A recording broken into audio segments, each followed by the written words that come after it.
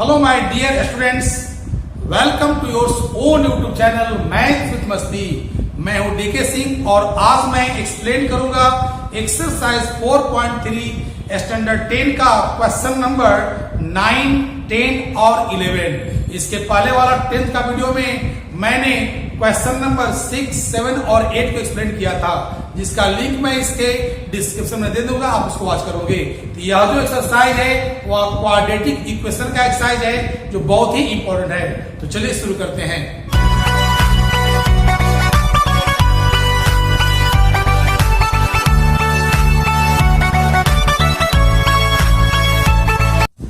इस क्वेश्चन में कह रहा है क्या कि 2 water taps together can fill a tank in 983/8 hours.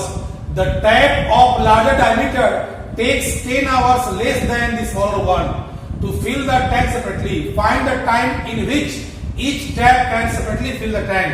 इस क्वेश्चन कर रहा है कि कोई टैंक दिया हुआ है, उस टैंक में दो तरह का टैप लगा हुआ है, एक बड़ा है और एक छोटा है। अगर दोनों टैप एक साथ खोला जाता है तो पूरा टैंक 75/8 आवर्स में फिलअप हो जाता है। लेकिन अगर उस टैप को अकेले अकेले खोला जाता है, सेपरेटली खोला जाता है, तो बड़ा वाला जो टैप है छोटे वाले टैप से 10 घंटा पहले भर लेता है। जितना देर में भरता है छोटा नल, उसके 10 घंटा पहले भरता है कौन? बड़ा वाला नल भरता है। तो अगर मान लीजिए कि छोटा वाला नल को लगता है 10 घंटा, छोटा वाला नल को लगता है 20 घंटा, तो बड़ा वाला कितना लग जाएगा? 10 घंटा लग जाएगा। जितना देर में भरेगा छोटे नल, उसके पहले 10 घंटा पहले कौन भर देगा? आपका बड़ा वाला भर देगा। तो अगर हम यह मान लें कि छोटा वाला जो नल है उस हौज को x आवर्स में भर लेता है, तो जो बड़ा वाला जो नल होगा उसे कितना लग जाएगा? x - 10 आवर्स लग जाएगा। तो हम कैसे लिखेंगे यहां पर? Let the smaller tap can fill the tank separately in x hours. हमने मान लिया कि छोटा वाला जो नल है वह x आवर से भर लेता है, so bigger tap can fill the tank in x - 10 hours. अगर छोटा वाला नल को लगता है x आवर्स लगता है, तो बड़े वाले को कितना ले जाएगा? x - 10 आवर्स ले जाएगा। अब लिखेंगे कि the work done by smaller tap in 1 hour. हम क्या निकालेंगे कि छोटे नल के द्वारा 1 घंटे में कितना वर्क हो जाएगा। तो 1/x part and the work done by bigger tap in 1 hour क्या हो जाएगा आपका? 1/x - 10। कहने का मतलब हुआ, पार्ट लिखा हुआ है, अगर मान लीजिए कोई मजदूर किसी बिल्डिंग को 30 दिन में पूरा करता है और अगर उससे कोई पूछता है कि तुम्हारा 1 दिन का वर्क क्या होगा, तो क्या करेगा? वह 1 को डिवाइड कर देगा 30 से, यानी 1/30 बोलेगा। उसी तरह से अगर छोटे वाले नल 1 घंटा में भरता है पूरे टैंक को, तो 1 घंटे का वर्क कितना हो जाएगा? 1/x। अगर बड़ा वाला नल भरता है x - 10 आवर्स में, तो 1 घंटे का उसका वर्क कितना होगा? 1/x - 10। अब देखिए कि दोनों नल एक साथ पूरे हौज को फिल करता है 75/8 आवर्स में। तो लिखेंगे यहां पर both taps can fill the tank together in 75/8 hours. So the work done by both taps in 1 hour कितना हो जाएगा? अगर हम 1 घंटे का निकालेंगे तो क्या होता है? 1/75/8, इट मीन्स 8/75। तो क्या आ गया? ये दोनों नल का 1 घंटे का वर्क आ गया, यानी छोटे नल का 1 घंटे का वर्क और बड़े वाले का। यानी कहने का मतलब हुआ कि छोटे वाले का कितना वर्क दिया हुआ है 1/x plus 1/x minus 10 equal to कितना हो जाएगा 8/75 हो जाएगा। अब सोल्व कर देंगे इसको हम लोग, x इंटू एक्स माइनस 10 हो जाएगा, ये आ गया x माइनस 10 प्लस x और ये आ गया 8/75 हो जाएगा।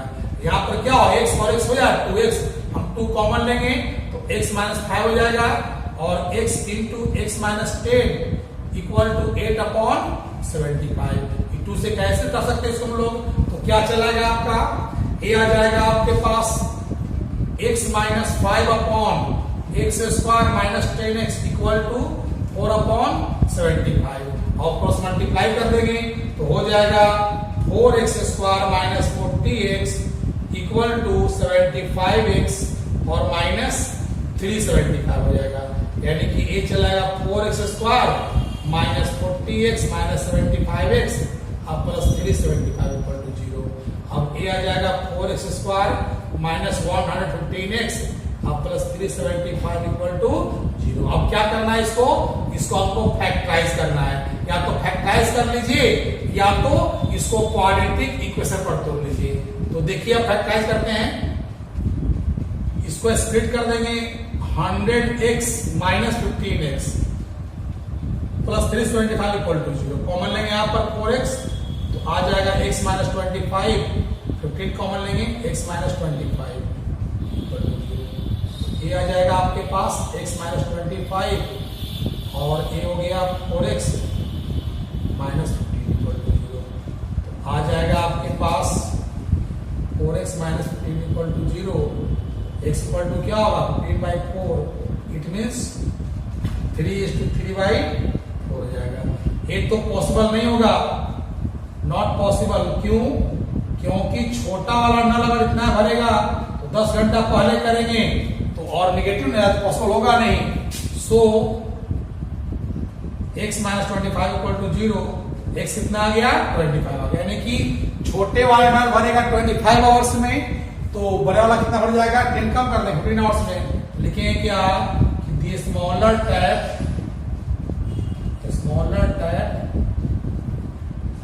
fill the tank separately in 25 hours and bigger tap in 15 hours। तो क्या हो गया आंसर आपका हो गया। क्वेश्चन नंबर 10 में क्या करता है कि an express train takes 1 hour less than a passenger train to travel 130 kilometre between Mysore and Bangalore if the average speed of the express train is 11 kilometre per hour more than that of the passenger train find the average speed of two trains. मतलब express train को 132 kilometre cover करने में passenger train से 1 घंटा समय कम लगता है। जाहिर सी बात है एक्सप्रेस ट्रेन है तो फास्ट चलेगी, अगर पैसेंजर ट्रेन है तो स्लो चलेगी। और एक्सप्रेस ट्रेन का जो स्पीड है ना वो पैसेंजर ट्रेन से 11 किलोमीटर घंटा अधिक है। तो कैसे करेंगे, अगर हम पैसेंजर ट्रेन के स्पीड को x मान लेंगे तो इसका मतलब क्या हुआ एक्सप्रेस का स्पीड कितना होगा x प्लस 11 हो जाएगा। जितना स्पीड होगा पैसेंजर का उससे 11 ऐड कर देंगे तो किसका निकल जाएगा एक्सप्रेस का निकल जाएगा। तो कैसे लिखेंगे, यहां पर लिखेंगे कि let the uniform speed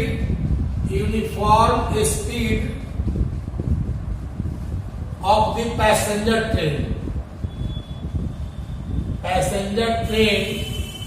x kilometre per our. So uniform speed of the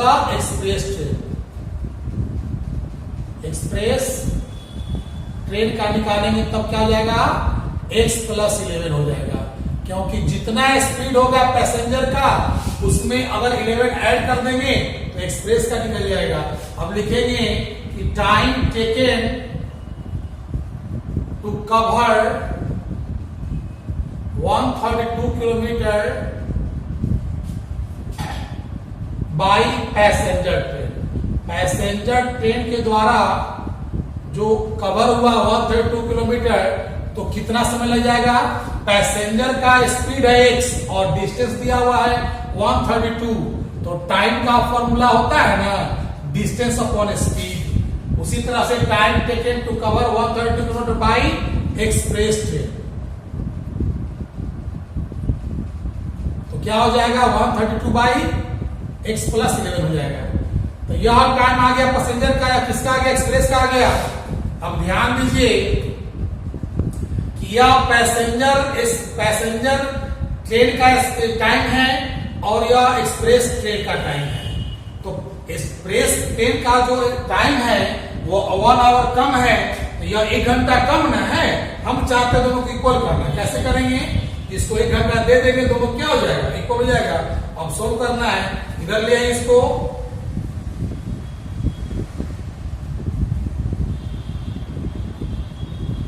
अब क्या करेंगे? इसका हम निकाल लेंगे। 132x प्लस मल्टीप्लाई करेंगे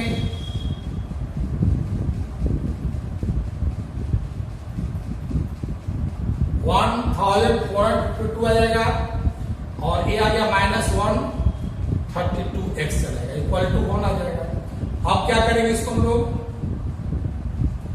इधर देखेंगे, यहाँ आ जाएगा, इधर कट जाएगा ना, तो इक्वेशन में है। रह गया आपके पास क्या? रह गया आपके पास 1452 upon x square plus 11x equal to 1 आ गया। अब क्रॉस मल्टीप्लाई करेंगे, x square plus 11x equal to 1452 आ जाएगा। x square plus 11x minus 1452 equal to 0 चला जाएगा। अब क्या करना है?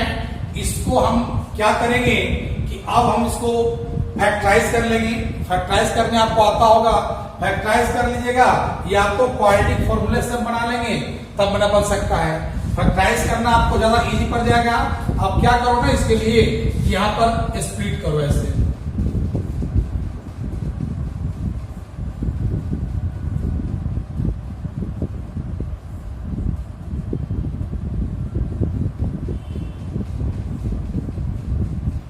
चलेगा, यानी कि 11 3 33 और 44, इसको हम कर देंगे, ऐसे कर देंगे इसको हम लोग कैसे? x स्क्वायर प्लस 44x और माइनस 33x।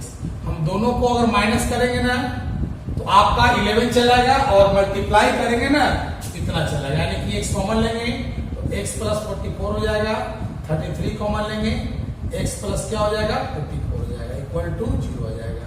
यानी x माइनस 33 हो गया, और ये x प्लस क्या हो गया? 44 हो गया, इक्वल टू 0 हो गया। तो therefore x minus 33 equal to 0, तो x आ गया 33 और x प्लस 44 इक्वल टू 0, तो x आ गया माइनस 44। ये तो पॉसिबल नहीं होगा, क्योंकि किसी भी ट्रेन का स्पीड क्या होता है? नेगेटिव आपका नहीं होता है। तो कैसे लिखेंगे? यहां पर यहां लिख देंगे ऐसे कि सो the uniform speed of the passenger train equal to कितना जाएगा?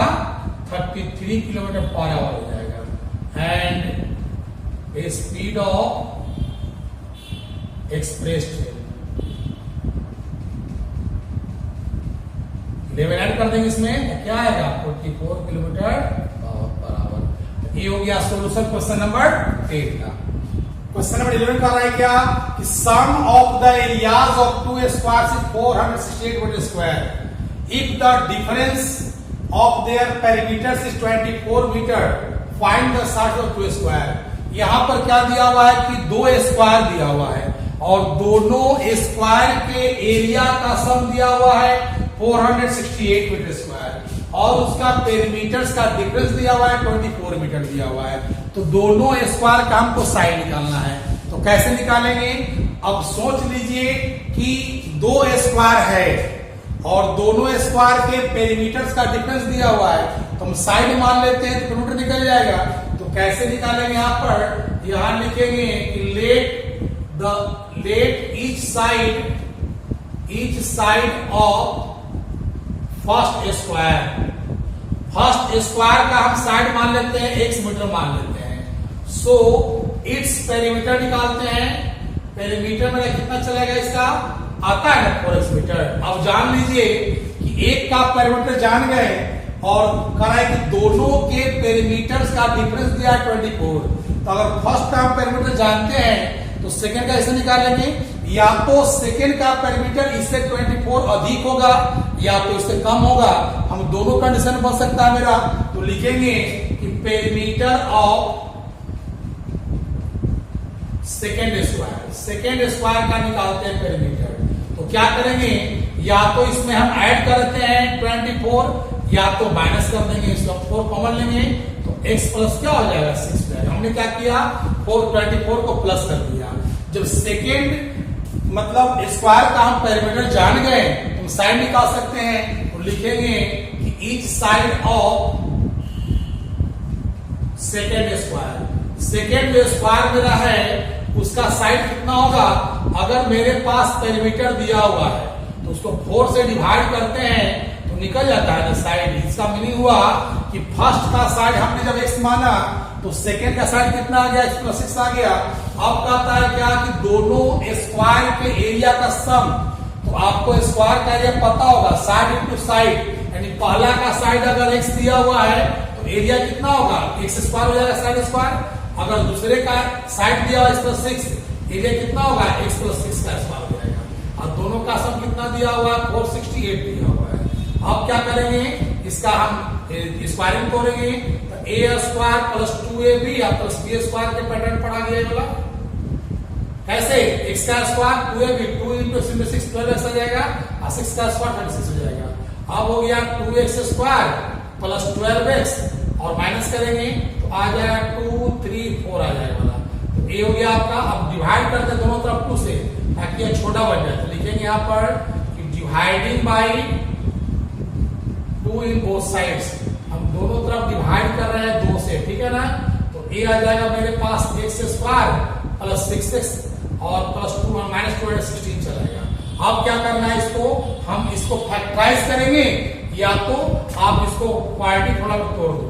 तो अगर आप फैक्टराइज करोगे ना तो आपका 18 और 12 चलाता है इसका फैक्टराइजेशन से बनाएंगे तो, और नहीं तो आप फॉर्मूला से बना लीजिए, आपकी मर्जी है। ये आ जाएगा x प्लस 18 चलेगा, 12 कॉमन लेंगे x प्लस 18 चलेगा आपका।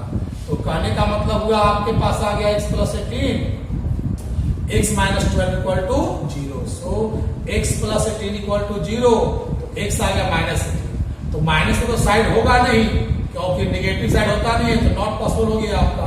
इससे क्या होगा x माइनस 12 इक्वल टू 0, तो x कितना आ गया 12 आ गया। यानी कि फर्स्ट स्क्वायर का साइड कितना हो गया 12। तो लिखेंगे कि each side of first square, जो फर्स्ट स्क्वायर है उसका साइड आ गया 12 metre and each side of second square क्या चलाएगा आपका 12 प्लस 6 यानी कि 18 मीटर। तो ये हो गया क्वेश्चन नंबर आपका 11 का सॉल्यूशन हो गया।